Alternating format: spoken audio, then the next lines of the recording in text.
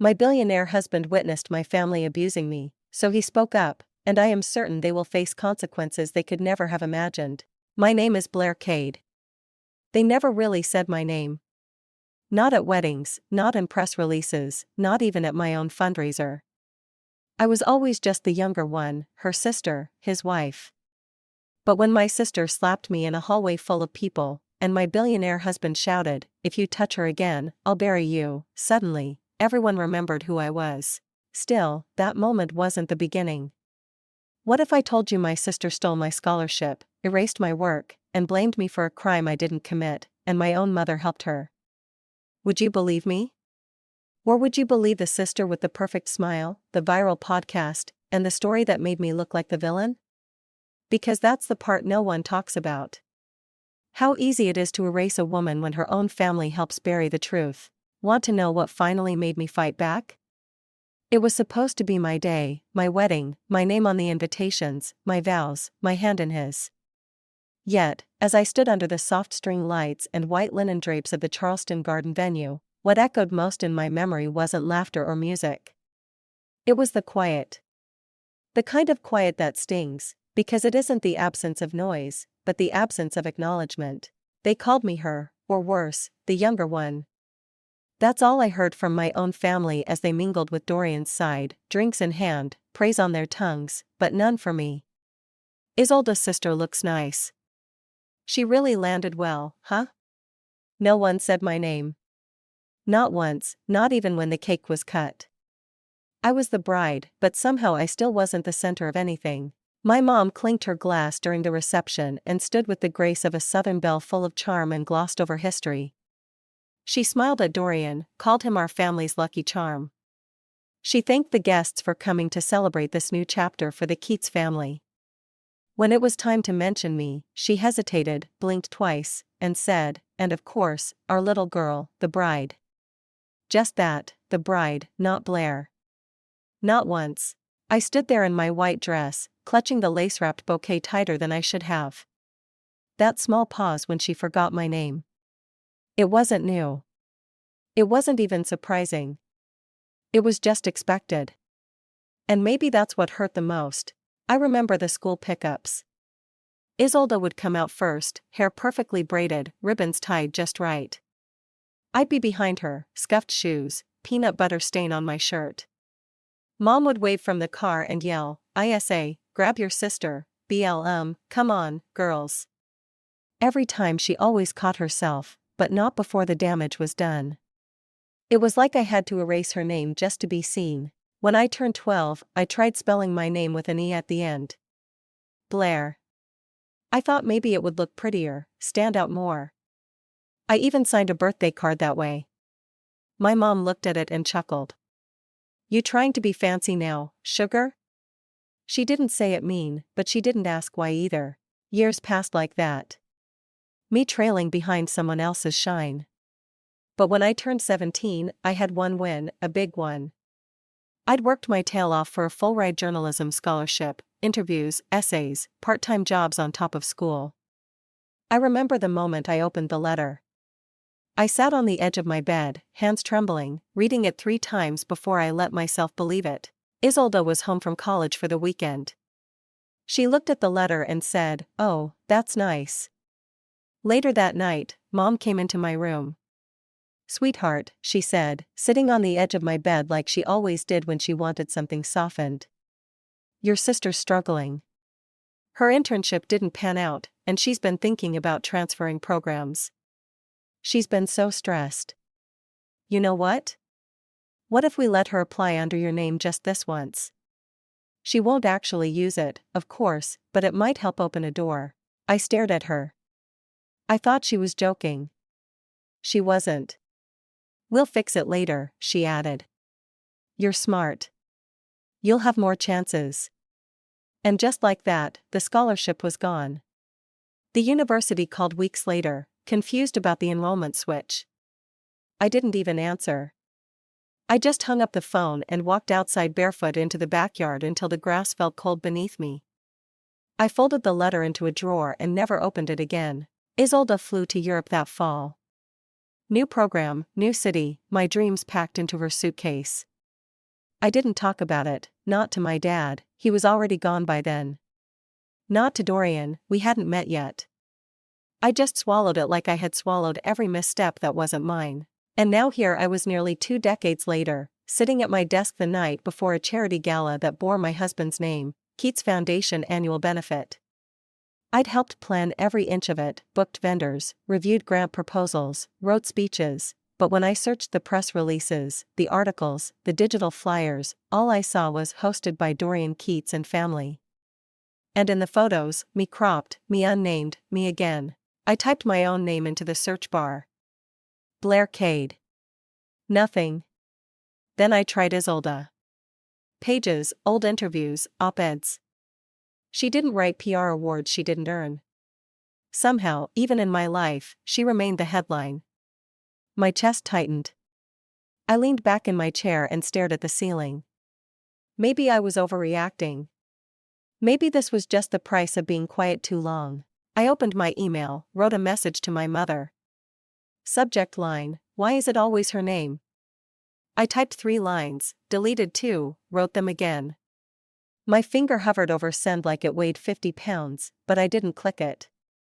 Instead, I saved it to drafts, stood up from my desk, and grabbed my robe. The house was still. Dorian was out of town, New York, for a board meeting. I was alone. As usual, I had silence for company. Then came the knock.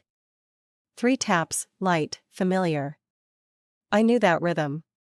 From the other side of the door, her voice floated through like it always did. Too sweet to be sincere. Blair, you coming? Everyone's waiting for me. I didn't answer right away. I stood at the edge of my hallway, wrapped in my robe, staring at the door like it might do the talking for me. Her voice had already seeped into the floorboards. That syrupy tone she always used when there were eyes on her and ears nearby. Everyone's waiting for me, not us, not we, just her. I took a deep breath, pulled on a sweater over my dress, and slipped into my heels. The gala wasn't about me anyway. It never had been. I was there to be presentable, agreeable, forgettable. Background to Dorian's foreground. Downstairs, the car waited. The driver opened the door without a word. I slid in next to Dorian, who looked up from his phone just long enough to smile and squeeze my hand. You look great, he said. I smiled back. Thanks. But inside, my nerves rattled like loose change in a dryer. When we arrived, the flash of cameras started before I even stepped out. I followed Dorian's lead, stepping carefully onto the red carpet rolled across the hotel's courtyard. Photographers called his name. Nobody called mine. One reporter leaned into a colleague and said, "Is that his oldest sister?" And they both chuckled like that alone was newsworthy. The room inside glowed. Chandeliers, string lights, too many mirrors. Everything about it screamed opulence and order. I clutched my clutch tighter and stayed close to Dorian's side as we made the rounds. The head of the hospital board shook his hand. A state senator nodded with that practiced half-smile. I offered polite hellos and mostly received nods in return. At some point, I heard one woman whisper, "Is she his assistant or?" Before her voice trailed off, I didn't bother correcting her. And then, as if summoned by discomfort, Isolde appeared. She wore crimson, not red. Crimson, the kind of red that says, yes, everyone is looking at me, as they should. Her lipstick matched her nails, too. She gave Dorian a dramatic air kiss on the cheek, then turned to me. Blair, she said with a sugary breath. You finally wore color. I'm so proud. It was a soft jab. Nothing direct, but I caught the sarcasm tucked inside her smile. I opened my mouth, thought better of it, and closed it again. The rest of the night passed in fragments. Speeches, applause, champagne, more photos. I stood in group shots where I was angled just behind him like a prop or shadow. When Dorian went to speak with donors, I wandered toward the dessert table, needing a minute of normalcy. That's when someone tapped me on the shoulder. Blair, said a young staffer. They're about to show the tribute video. You're going to love it. I nodded, unsure what he meant. I hadn't approved any video. The lights dimmed. A screen dropped from the ceiling. Music swelled. Something triumphant and orchestral. The montage began. Photos of the foundation's history. Shots of Dorian at events, smiling children, rebuilt clinics. Then came a series of interviews. And then my wedding. My face appeared, laughing mid-sentence, clearly cropped from our wedding footage. Over it played a voice, my sister's, from her speech that night. My little sister always had good timing. She never had the brains, but she knew how to pick a husband. Laughter echoed from the audience. The line wasn't edited. It wasn't removed. It was spotlighted. I froze. My cheeks burned as I turned toward the screen. The rest of the video faded to static in my brain. I couldn't hear the applause that followed. I barely noticed Dorian return to my side until he whispered, "What the hell was that?" I couldn't answer. I just smiled because a camera had found us again. Later that night, in the car ride home, I scrolled my phone. A clip of Isolde's speech, that exact quote, was already trending. A TikTok edit, Instagram Reels, hashtags, #golddigger, #sisterhobrain'soptional, #wife material, and my personal favorite, when you marry up and your sister brings you down. Dorian saw it, too. He cursed under his breath, tossed his phone aside, and looked at me. "Do you want me to say something?" I shook my head. "No, it'll just make it worse." He paused, then said softly, "It's already bad." I didn't argue. That night, I curled up on our living room couch, wrapped in a throw blanket, holding my phone like a hot coal. I scrolled until my eyes burned. I saw my own face frozen in awkward laughter, caught mid-sentence, turned into a joke for strangers. I read thousands of comments, some mocking, some defending, most indifferent. Dorian kissed my forehead, but even that felt like pity. He tried to distract me with dinner. I picked at it, said I was tired. He gave me space. Alone again, I opened an old box from my bedroom closet. Inside were journals, years' worth. I flipped through pages looking for something, a reminder of who I used to be before all this. Before my life became performance, and my name became a punchline. What I found was half-ripped pages, stories I never finished, ideas I buried under obligations. I used to write like I mattered, like my words could cut through noise. Now I barely recognized the woman who'd written those pages. I don't know what I was looking for. Validation, comfort, permission to fall apart. But I didn't cry. I couldn't. I was past crying. The next morning, my phone buzzed with a message in the family group chat. One that was without a doubt never meant for me. It was from Mom. "Let her be angry. You're the one with a future." Sent to Isolde, not me. But it went to all of us. No one deleted it. No one followed up. Not even a sorry, wrong chat. I stared at the screen for a long time. Then I left the group quietly. No parting words, just gone. That afternoon, I lay on my side in bed, sunlight streaking through the blinds, thinking about how strange it was to feel hollow and heavy at the same time. They didn't get to define me anymore. I whispered it to myself like a vow. Then I reached under my bed, pulled out my laptop, and opened a folder I'd been adding to slowly over the years. It was called Receipts. My fingers hovered over the screen like they weren't mine. The glow of my laptop cast a cold light across my thighs, and my breath felt still, suspended. I had opened that folder dozens of times over the years, always adding to it. Screenshots, forwarded emails, statements, things no one thought I noticed. But I never watched anything in it. Not really. It wasn't about revenge. Not yet. I told myself I just needed to remember to make sure I wasn't imagining what had been done to me. I needed evidence that what I felt wasn't just bitterness or overreaction. The file names were clinical, coded. I scrolled past blurry phone captures and PDFs until one caught my eye. Playroom 2002. I blinked. That name meant nothing at first. Then I remembered. I was 9.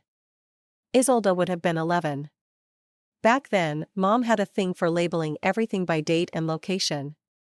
We had one of those clunky old cameras she propped up during holidays or tantrums, depending on the occasion. I clicked the file. The screen crackled for a moment before stabilizing. It was grainy, pixelated like time had sandpapered the edges. There I was, smaller, rounder, sitting cross-legged in the playroom, surrounded by blocks and plastic teacups. My hair was in 2 uneven pigtails, and I was talking softly to myself, arranging the cups. Then Isolde entered the frame. She didn't say a word. She marched in like she owned the space because she did. She looked straight into the camera, then turned toward me. I smiled up at her, said something. I couldn't hear it clearly, but it looked like, "Want to play?" She didn't answer. She walked behind me, paused, then shoved me hard. I stumbled forward, my little arms catching myself against the carpet, and the cups clattered. I froze in the video. So did I, watching it. Then came the scream. Not mine. Hers. Mom. Blair pushed me. The camera tilted. Then footsteps. Adult. Fast. The door opened and there was Mom, eyes wide. Blair. She barked. Why do you always have to ruin things? I turned teary-eyed on screen. I tried to explain, but Mom was already holding Isolde, rubbing her back like she was the one bleeding. The footage ended there. No fade out, just static. I didn't move. It felt like watching someone else's childhood. Some other little girl blamed and scolded for something she didn't do again, but I remembered that day. I remembered thinking I had done something wrong. That somehow I'd caused the whole thing. That I was clumsy, messy, disruptive. It wasn't until now that I saw the full picture. I'd apologized that day. I'd cried myself to sleep feeling guilty. And Isolde got ice cream, I got silence. The worst part, I believed her. For years, I let that moment tell me who I was. I slammed the laptop shut, not out of rage, but disbelief. I stood slowly, legs stiff, and walked to the bathroom down the hall. I turned the cold water on and splashed it onto my face, letting it drip down my neck. I stared at myself in the mirror. Older now, harder. But still holding that little girl's voice inside me. They gaslit a child, I whispered. No one was there to hear it. No one needed to be. It wasn't for them. It was for her. Me. I dried my face with a hand towel and walked back into the bedroom. The laptop sat on my duvet like it was daring me to open it again. I did. This time, I didn't hesitate. I found the file again, pressed play, watched it from beginning to end twice. Then I created a new folder on my desktop. I named it Truth. I dragged the video into it. No dramatic music, no plan to share it just yet. I wasn't ready for that, but I needed to have it, needed to see it because it meant I wasn't crazy. I wasn't dramatic. I wasn't making it up or blowing it out of proportion. I was a little girl who wasn't protected. And now I was a grown woman who finally understood why. My childhood wasn't filled with huge betrayals. It was made of tiny cuts that no one treated. And by the time I noticed I was bleeding, everyone else had already moved on. I lay back on my bed, the screen still glowing next to me, and let my arm drape across my stomach. I wasn't planning anything. I wasn't thinking about exposure or public humiliation. Not yet. I just needed to feel it, to hold it in my hands and accept that my version of events was valid. That night, I didn't sleep much, but I didn't cry either. I knew I wouldn't confront Isolde tomorrow or the next day. I wasn't going to storm her office or post something online for likes. That wasn't me. But something had shifted. There was a new stillness in me, a kind of sharpness behind my eyes that hadn't been there before. For the first time in my life, I wasn't trying to be palatable or passive. I wasn't trying to soften what I'd seen or justify why they acted the way they did. No, I was done shrinking. I sat up slowly, reached for my journal, and wrote down 3 sentences. They wanted a ghost. I'm about to become the mirror. They're going to see what they made. The screen dimmed to black as I shut the laptop.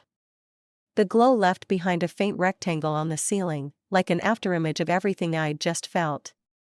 It was close to midnight, and the house was so still that even the creak of my mattress sounded like it echoed down the hallway. I pulled my legs to my chest and stared at the door. I hadn't locked it, but I hadn't needed to. Dorian was out of town again, and no one else would be knocking tonight. It was just me and the echo of my childhood looping silently in my head. By morning, something in me had settled. Not in a calm way, but like lava cooling just under the surface. I got up early, made coffee, skipped breakfast. There was a fire burning in my gut, but it wasn't rage. Not anymore. It was something sharper, focused. At around 10 a.m., my phone rang. The screen showed a name I hadn't seen in weeks. Marcy, one of the senior coordinators at the Keats Foundation. I hesitated, then answered. Hi, Marcy. Oh, thank God. She breathed into the receiver. I wasn't sure you'd pick up. What's going on? There's a problem with the women's grant program. Your name is on the paperwork. I frowned. What paperwork? The PR partnership with Bell Communications, the one that launched last week. My heart thudded. I never signed anything. That's what I thought. But they have contracts with your name, your email header, your logo. It's all branded under Blair Keats LLC. I stood up, walked slowly to the kitchen window. Can you send it to me? I already did. And Blair, if this blows up, it's going to look like internal fraud. You need to get ahead of it. I thanked her, hung up, and opened my inbox. There it was. My signature, my email, a digital trail that made me look guilty of something I didn't even know existed. Except I did know. I knew exactly who would do this. Who could? Isolde, the woman who turned my wedding into a punchline, who posted family drama like it was clickbait, who lived on the thrill of public image and private power. I didn't hesitate. I grabbed my keys, slid into my shoes, and left. The drive to Mom's was short. The streets were quiet and the sunlight reflected off every windshield like little sparks of accusation. Her house looked the same as always. White shutters, over-trimmed hedges, a doormat that read, "Bless this mess," the irony of which made me want to laugh and scream at the same time. I knocked. A moment passed. Then the door opened and there she was, Velma Quayle, my mother, in her pressed house blouse and lipstick at 10 in the morning, like she was always ready for company she never wanted. Well, she said, glancing at the driveway. No, Dorian. This is about me, not him. She opened the door wider, but didn't move aside. Did you come to talk or accuse? I came for the truth. She stepped back. Inside, the house smelled like lemon polish and a hint of Sunday roast, even though it was Thursday. The kind of artificial hominess that made everything feel staged. She walked into the dining room and gestured toward a chair. Sit. I didn't tea, she offered, already reaching for the kettle. Mom, I said, trying to keep my voice level. I need to ask you something, and I need you to not deflect. She stiffened slightly, but didn't turn around. I don't like that tone. I don't like being impersonated for financial gain. That made her freeze. She turned slowly, placing a teacup on the table. What's this about? There's a PR deal signed under my name. Contracts, branding. Someone forged my identity, Mom. And I know who. Her eyes didn't move. She didn't ask. She just said, Isolde has always been ambitious. Ambitious. I laughed incredulously. She used me again. She didn't mean harm. You know how she gets when she's under pressure. I stared at her. That's what you're going with? I asked. She committed fraud. It's family, she said, as if that excused everything. And we protect each other. Stirring all this up. It'll only make it worse. Just let it go. She pushed the teacup toward me. It was the same teacup from when I was 8. When I'd been blamed for breaking a vase I never touched. When I apologized to my sister for a lie she told. When I said sorry just to stop the yelling. And every time there was a cup of tea waiting as if that made it okay. I looked down at it. Then I looked up at her. I'm not thirsty anymore. I pushed the cup back gently across the table. Her jaw clenched, but she said nothing. Silence filled the space between us, thick as fog and heavier than anything else she could have said. I stood. You always take her side, I said quietly. Even when you know she's wrong. She's your sister, she replied. And I'm your daughter. I walked to the door, my pulse thudding in my ears. The moment my hand touched the knob, my phone buzzed. I glanced at the screen. One new email. Subject line, you need to see this. The subject line blinked at me again as I stood in my mother's doorway. You need to see this. I didn't open it there. I didn't need the weight of her presence, her floral wallpaper, the lemon-scented gilt, the teacup still untouched on the table, pressing in on me as I read what was surely going to punch the next hole in the boat I was trying to keep afloat. I drove home in silence, Charleston's late morning humidity beginning to swell against the windshield. On the drive, I kept going over my last words to Mom. Not because I regretted them, but because they'd landed like stone, final, and for once, I didn't rush to smooth it over. Back in my house, I set down my keys, toed off my shoes, and opened my laptop. The email had come from an internal foundation address. No name, just the video attachment and one line. She submitted this as the final cut. I stared at it, took a breath, clicked play. The footage opened with a bold title, Empower Her, a Keats Foundation story. I recognized the opening shot, B-roll we filmed from a women's wellness clinic I helped launch last fall. I'd personally conducted the interviews, coordinated the outreach, scripted the copy. But within 30 seconds, I knew something was off. My voice had been edited, chopped into fragmented statements that felt hollow, disconnected. Quotes were pulled out of context. Lines meant to be hopeful now felt shallow, even vain. And then came the kicker. Over a slide showcasing the foundation's impact. A sleek caption faded in. Created and developed by Isolde Farron, PR Director. My name didn't appear once. I sat back, numb. The music swelled in the background, triumphant and bold. A woman's voice I didn't recognize closed the video with a line I had written. When women tell their stories, they heal more than themselves. Only now that story no longer belonged to me. It was Friday. The gala was scheduled for Saturday night. And this video, the one I had just seen, was to premiere at the event. I should have been angry, should have thrown something, called someone, screamed. But all I felt was this eerie stillness, the kind that settles in when you've been burned too many times to flinch anymore. That night, I didn't say much at dinner. Dorian noticed. You want to skip tomorrow? He asked gently, his fork paused midair. No one would blame you. I shook my head. I need to be there. He studied me. Because of them? Because of me. Saturday arrived with the kind of humidity that turned everything soft and sticky. I dressed with intention. Clean lines, no ruffles, no soft pastels. A tailored navy jumpsuit, gold cuffs, my hair pulled back, sharp, unapologetic. Dorian waited downstairs, ready in a charcoal suit. When he saw me, he smiled in a way that said, "You're here for war, not applause." At the gala, everything glittered. The lights, the people, the champagne. It was staged like a coronation. And Isolde, of course, was already gliding between tables like the guest of honor. Reporters flanked her. Staff hovered nearby, hanging on to her fake laugh like it was gospel. Dorian stepped away to greet donors.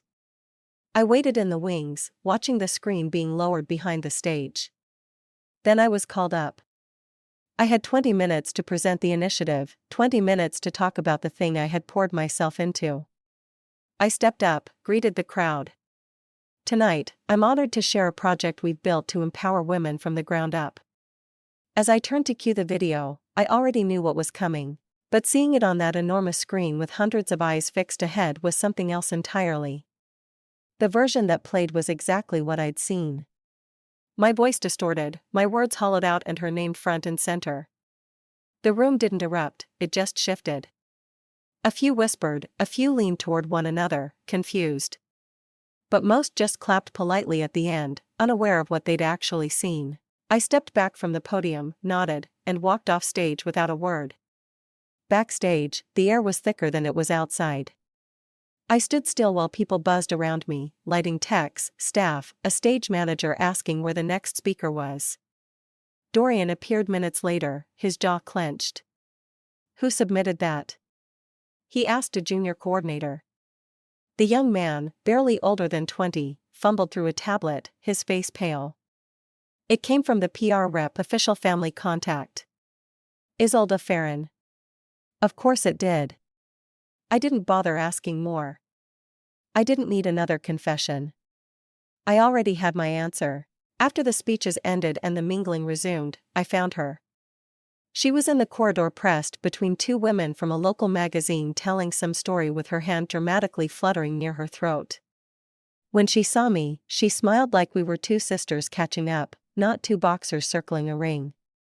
"Blair," she said brightly. "Wasn't that a great turnout?" I stepped closer, low and steady. "You touch my name again, I swear I'll make sure it never appears on another screen." Her smile didn't waver. "Always so dramatic," she said, cocking her head. "I'm done being quiet, Isolde." She blinked once. "So what now? You going to write an op-ed? Whine on social media?" "No," I said. "I'm going to let the truth speak for itself." She laughed, light, condescending. "You always were too sensitive." I turned without responding, walked away down the hallway. And as my heels echoed against the tile, I murmured to myself, soft, certain, final. Next time I won't warn her, I'll act. The valet line was longer than usual, but I didn't mind. I stood near the back entrance of the hotel, the heavy wooden door propped open by a metal wedge, letting in the night air. It was late enough that the crowd had thinned. The socialites moved on to rooftop drinks or private after-parties. I wasn't interested in either. My heels pinched a little. I shifted my weight, watching the line crawl forward as headlights flickered in and out of the driveway. One by one, people retrieved their luxury vehicles, climbed in with laughter still on their lips, and vanished into the Charleston night. I clutched my wrap around my shoulders. Even though it wasn't cold, it felt like armor. I needed something to press against the heat rising up from my chest. Behind me, I heard the sound of heels. I didn't turn. I didn't need to. Standing here all alone, came Isolde's voice, soft and laced with that sugar-coated venom she'd perfected. "Would have thought you'd be surrounded by cameras after your big performance." I kept my eyes on the line. She stepped closer. I could feel her presence before I smelled her perfume. Sharp, expensive, suffocating. "You embarrassed me tonight," she hissed, voice low now, venom surfacing in front of people who actually matter. My body tensed. I still didn't look at her. Her hand landed on my shoulder, tight, aggressive. I spun to face her, and before I could say a word, she slapped me. It wasn't theatrical. It was fast, brutal. Her palm connected with my cheek and left behind a flash of heat that pulsed beneath my skin. I stumbled a step back, stunned. The valet stand fell quiet. The buzz of idle conversation, the shuffle of car keys, everything stopped. Before I could find words or breath, she grabbed my wrist. Not hard, but enough to let me know she wasn't finished. And that's when Dorian appeared. He moved faster than I'd ever seen him. One hand on her arm, one shielding me.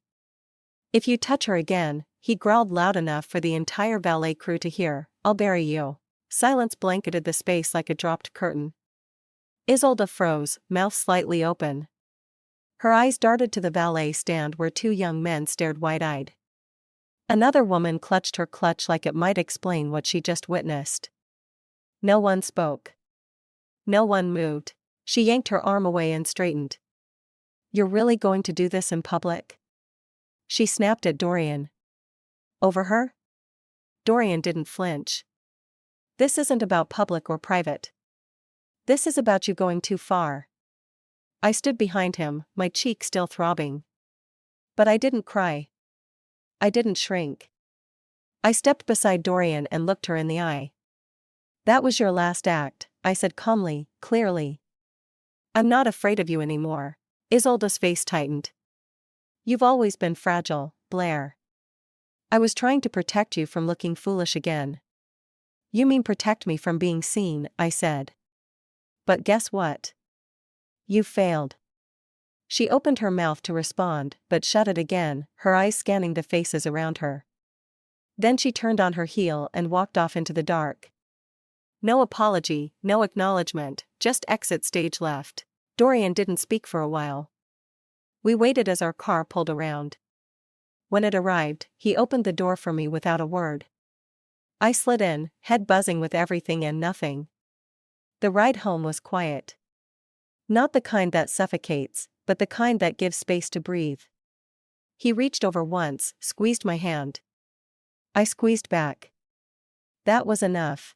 At home, I didn't head upstairs right away.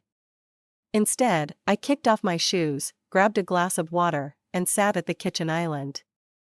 The clock above the stove read 12:14 a.m. Dorian headed to bed. I told him I'd follow soon. Instead, I powered up my laptop, not to scroll, not to distract, to build. I opened a blank document and began outlining everything, every incident, every forged email, every false signature. I linked screenshots, attached timestamps, sorted everything into folders: financial, PR, video, personal. It wasn't revenge. It was clarity. I was no longer reacting to her chaos. I was preparing quietly, thoroughly. Hours passed. I barely noticed. At 3:47 a.m., I saved the file, backed it up, and closed the laptop. I stared into the dark kitchen for a long moment, still feeling the ghost of her hand against my cheek. But what stayed with me even more than that, the silence after Dorian's words, the room full of strangers who now saw what I'd lived with for years. I stood slowly, turned off the light, and headed upstairs. Sleep didn't come easy, but it came eventually. And in the morning, when I checked my phone, the first headline read, "Sister Smackdown, Keith's family implodes at charity gala." By the time I poured my second cup of coffee, I'd been tagged in over a dozen screenshots, texts, reels, re-edited clips of my face from the gala, all embedded in commentary from people who didn't know me, didn't want to. Sister Smackdown had gone viral. Overnight, I had become a meme again. Only this time, it wasn't a video taken out of context. This was planned, framed, and fully narrated by one voice. Isolde's. I didn't panic. I just opened my inbox and waited for the next move. Hers or mine. It came by noon. The phone call from Ida, my attorney, was calm, but clipped. "Come in. Bring everything." By 1 p.m., I was sitting in her office. Her assistant handed me a bottle of water, then closed the door behind her. Dorian was there, too, though he stayed seated in the corner, scrolling silently through news feeds, not interfering. This was my fight. Ida didn't waste time. "We need to go on record," she said, flipping through a stack of printed emails. "This is escalating fast." She pulled up the latest, a podcast hosted by two mid-level influencers trying to break into bigger platforms. Cheap mics, gossip first tone, but the guest was Isolde. I listened in silence. "My sister's always had this need for attention," she said, her voice syrupy and light. "When we were kids, she once stole money from our mom's purse just to pretend she bought a gift for a teacher. It wasn't even Teacher Appreciation Week. That's how desperate she was." I looked over at Ida. "That never happened." She nodded. "I know. She's lying about things from when we were kids. Things she knows can't be proven either way." "That's the point," Ida said. "She's using the one thing you've never weaponized. Your silence." I clenched my jaw. I hadn't cried in days. Not even after the slap. Not after the video. And I wouldn't now. She's counting on me to stay quiet. Dorian looked up. "Then don't." The next day, the internet split into factions. Hashtag Team Isolda. Hashtag Justice for Blair. Hashtag Family Fraud. Hashtag Gold Digger Gate. People speculated everything. That I'd married Dorian for money. That I faked the foundation paperwork. That I manipulated him into firing her. That I'd always been jealous of my sister's charisma. I didn't reply to any of it. I spent the day archiving. By evening, I had built a 22-page document linking years of infractions, emails she'd doctored, signatures she'd faked, contracts she'd rerouted. Nothing illegal, not in a slam dunk way, but unethical repeatedly. And then the blog post dropped. Ida called me before I saw it. She just published a 30,000-word entry titled "The Sister Who Was Never Happy." I opened it, skimmed the title, and scrolled down.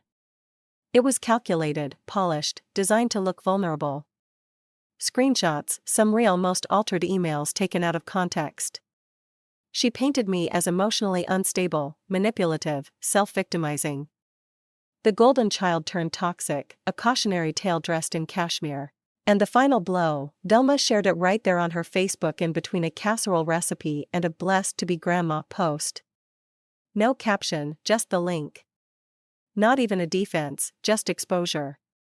I sat at the kitchen table and stared at the screen. Then, without a word, I closed the tab. She had just played her final card. Dorian came home around 9 p.m. He took one look at me and didn't ask questions. Just sat down beside me, his hand resting gently on my thigh. "I'm not going to respond to it," I said. "Good. But I am going to end it." He looked at me fully now. "What do you mean?" "I'm going to release everything, the real version. Not with rage, not with commentary, just facts." "You sure?" I nodded. She went public. "I'm going tactical." I texted Ida. "It's time, full release." 10 minutes later, she replied with a secured Google Drive link and a draft email to her legal newsletter contacts. The folder was divided by categories: financial misconduct, intellectual property fraud, media manipulation, psychological patterning. Everything had been documented with receipts. I reviewed it twice, word for word. Added a preface. "This is not about shame. This is about truth. This is what I've lived and this is what I will no longer protect." At 11:36 p.m., I scheduled the public release for 9 a.m. sharp. I closed my laptop, stood, and walked to the window. Charleston was quiet. I could hear crickets from the neighbor's yard and the distant hum of someone's porch fan turning slow. Dorian joined me by the window. "You okay?" he asked. "No," I said. "But I will be." At 8:59 a.m., I was standing in my kitchen with a slice of dry toast and a mug of lukewarm coffee I'd reheated twice, but never actually sipped. The house was quiet. Dorian had left early for meetings, giving me space, though I think he just knew I needed solitude for this part. 1 minute later, the scheduled Google Drive release went live. No fanfare, no warning, no press contact or announcement. Just a hyperlink shared with a short caption for those who still care about facts.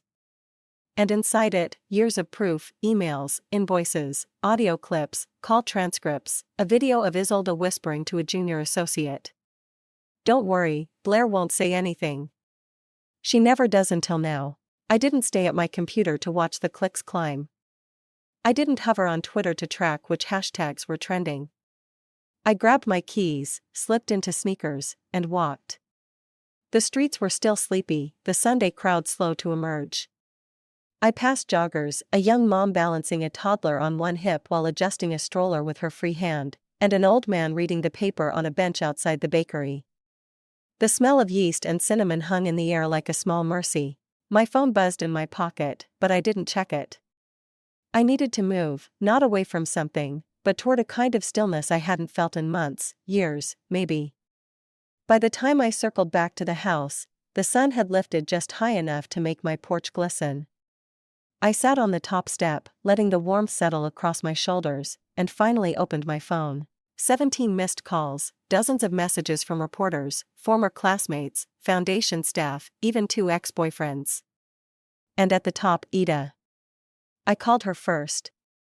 It's done, she said. And Blair, it's being picked up by every major outlet. Did she respond? I asked. She posted a quote on her Instagram story. Something about the price of success being envy. That's it. I nodded though she couldn't see me. Dorian's holding a press conference in an hour. Ida added. Are you going? No, I've done my part. I hung up, walked inside. The toast was still on the counter, untouched. I tossed it in the trash, poured the coffee down the sink, and went upstairs to shower. Half an hour later, I sat on the edge of my bed in a fresh pair of jeans and a sweater. Hair damp, skin bare, a different kind of armor, the quiet kind. Then I pulled out the envelope. It was small, sealed, and hand-addressed. Isolde Fair in private. I'd written it the night before, knowing the day would come. Inside was a single flash drive. On it, a voice memo from 4 years ago. A hot mic at a family event captured by accident.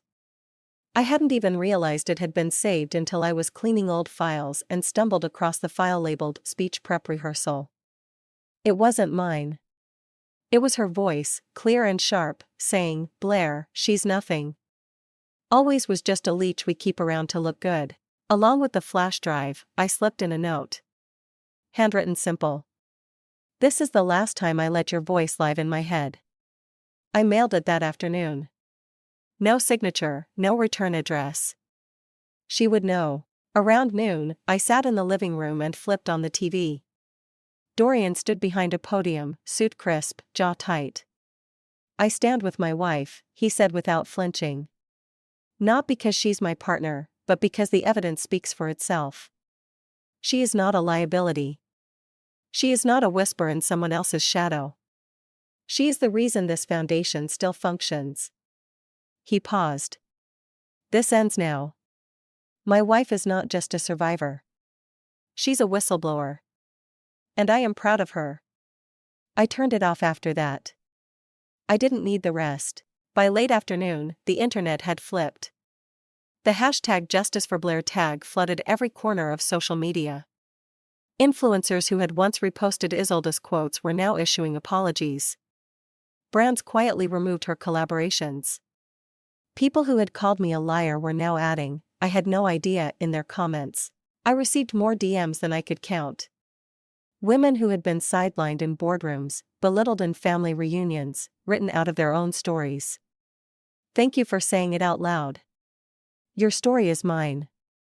You gave me words I didn't know I needed. I screenshotted some. Saved others. Most I just read and let settle in my chest. Isolde didn't post again that day or the day after. Her accounts went silent. No new articles, no statements, not even a deflection. Delma didn't call, not to ask if I was okay, not to check on the house. Not to scold me for airing the family's dirty laundry. She did, however, repost a Bible verse on her Facebook, something about forgiveness. That was it. I didn't cry. I didn't rage. I just sat there watching the light dim across the hardwood floor and let the silence do what it needed to do. That night, for the first time in years, I deleted the Twitter app from my phone, and I slept. No tossing, no 3 a.m. pacing, no checking if someone had posted about me. Just sleep, deep, and clean. In the morning, I woke to a knock on the front door. I slid on my robe, padded downstairs, and opened it. Standing there, with a small duffel bag in one hand, and a slightly crushed coffee cup in the other, was the man I hadn't seen in over a decade. My father. He looked older. Not old in the way you expect a man pushing 70 to look, but in the way someone carries time when it's been filled with regret. His shoulders drooped slightly beneath a wrinkled flannel shirt, and the paper coffee cup in his hand had started to collapse near the lid. I hadn't seen Benedict Soren in over a decade, and here he was on my doorstep with a duffel bag and eyes that didn't know where to land. I opened the door wider. Morning, he said, voice raspier than I remembered. Didn't think I'd be standing here this long without turning around. I stepped aside. Come in. He walked past me slow, cautious, like a man entering a home that had once belonged to someone else. He looked around briefly, but didn't comment on anything. Just carried his bag to the edge of the kitchen and waited. I motioned to the table. Sit. He did. We didn't make tea. We didn't pretend this was something it wasn't. He placed the bag on the floor, then reached into his coat and pulled out a paperback, dog-eared, worn, underlined. He set it on the table. Thought I'd bring you something, he said, tapping the cover. It's one of the first I ever put on the shelf at the store. Jane Eyre. Of course it was. We sat in silence for a while before he spoke again. I should have spoken up years ago. He said when your mother let Isolde take your scholarship. I knew I didn't agree. I just didn't stop it. I studied his face. Why? He exhaled slowly. Because she was the easy one. Always smiling, always charming. And you? You asked hard questions. You didn't perform for us. I guess that scared me. His words weren't elegant. They weren't some polished apology rehearsed in the mirror, but they were honest. I nodded. I wasn't asking for favor. I just wanted fairness. He looked down. I know. The stillness between us didn't feel strained anymore. It felt necessary. I don't expect forgiveness, he added. But I needed to say it out loud. You deserved better than silence. I wanted to say something cutting, something sharp to match the years of absence. But I didn't.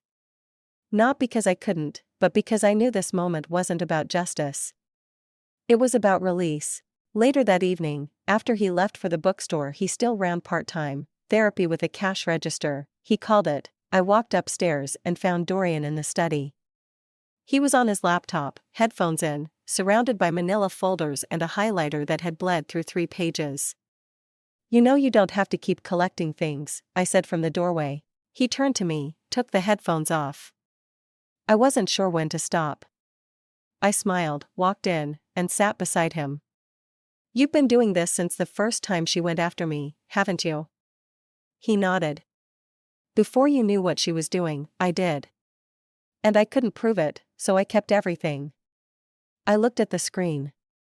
Screenshots, time-stamped, social posts, legal letters. You needed to know you weren't alone, he said. Even when you thought you were. I rested my head against his shoulder.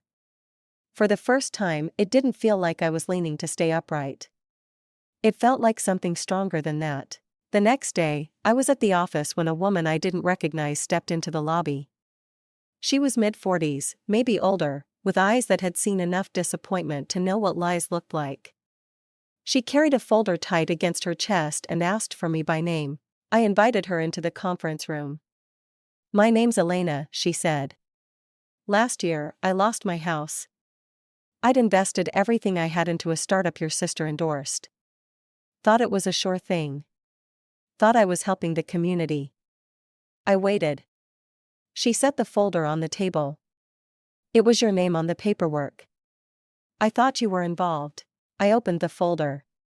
Loan documents, email threads, copies of press releases, all rebranded, all misdirected. My name used without permission. I pushed a single sheet of paper toward her. The notarized legal statement that cleared my name and assigned responsibility to Isolde. I'm sorry you were misled, I said. You were right to be angry, but now you know the truth. She stared at the page for a long time. Her fingers trembled slightly. Thank you, she whispered. Then she stood and left without another word. That night, I visited my father's bookstore. It was just after sunset, the sky soft with pink and gray. A bell above the door jingled gently as I stepped inside. The scent of aged paper and quiet filled the space. He looked up from the counter and smiled. Back already? I didn't answer, just wandered through the aisles until I found the classic shelf. There, tucked between 2 pristine copies of Austen and Woolf, was the same worn copy of Jane Eyre he'd brought to my kitchen. I pulled it out. Inside on the first page he'd written in small slanted script, "She who has suffered has strength. You are her." I pressed the book to my chest, closed my eyes, let it settle. A week later, I published a guest op-ed in a national magazine. It was about family, truth, and the cost of silence. I signed it with my full name, Blair Cade. They never said it before, so I said it myself. And now they can never take it away. Sometimes the hardest battles are the ones we fight within our own families, where love and betrayal wear the same face. This story wasn't just about revenge. It was about reclaiming your truth when no one else will.